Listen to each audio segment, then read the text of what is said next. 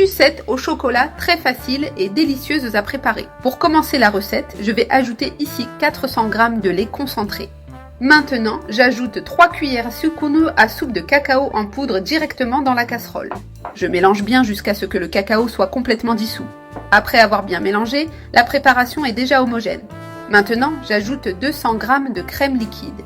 J'incorpore aussi 2 cuillères à soupe de beurre pour plus de saveur. Je mélange à nouveau jusqu'à ce que le beurre commence à fondre. Tout est bien mélangé, passons à l'étape suivante. J'allume le feu à température moyenne et je remue sans arrêt jusqu'à obtenir la consistance du brigadeiro. Le point idéal est lorsque le mélange se détache complètement du fond de la casserole. Si le fond reste propre en remuant, cela signifie que c'est prêt. Maintenant, je retire la préparation et la transfère dans une assiette. Je l'étale bien pour qu'elle refroidisse plus rapidement et atteigne la consistance idéale. Maintenant, je couvre le brigadeiro avec du film alimentaire. Le plastique doit être en contact direct avec la pâte pour éviter qu'elle ne se dessèche. Je presse légèrement pour qu'il adhère bien et je coupe l'excédent. Maintenant, il ne reste plus qu'à laisser refroidir complètement à température ambiante. Mon brigadeiro est maintenant refroidi, je retire donc le film plastique. Je prends maintenant une portion de cette préparation pour commencer l'assemblage. Ce brigadeiro a une texture incroyable, super crémeuse. Je prends un peu de la préparation et je la dépose sur un biscuit. Ici, j'ai déjà plusieurs biscuits prêts à assembler les sucettes. Je mets un peu de brigadeiro sur chacun et je l'étale bien. Tous les biscuits sont garnis. Passons maintenant à l'assemblage. Je prends un autre biscuit et je le presse délicatement sur la garniture.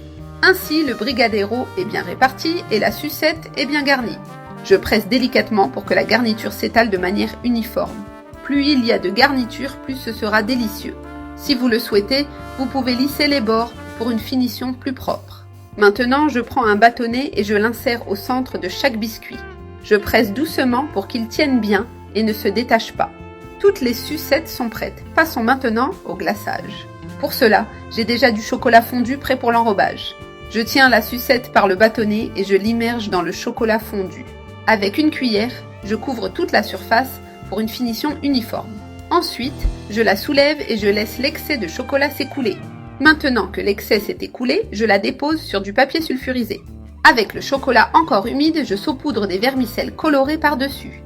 J'utilise des vermicelles colorées pour un effet plus attrayant. Maintenant, je les mets au réfrigérateur et je les laisse reposer quelques minutes. Les sucettes sont maintenant bien fermes et prêtes, je les sors du réfrigérateur. Elles se détachent facilement du papier sulfurisé. Regardez comme c'est réussi. Je les retire une par une et je les dispose sur une assiette pour les servir. Elles sont très faciles à manipuler et ne collent pas. C'est pourquoi il est important d'utiliser du papier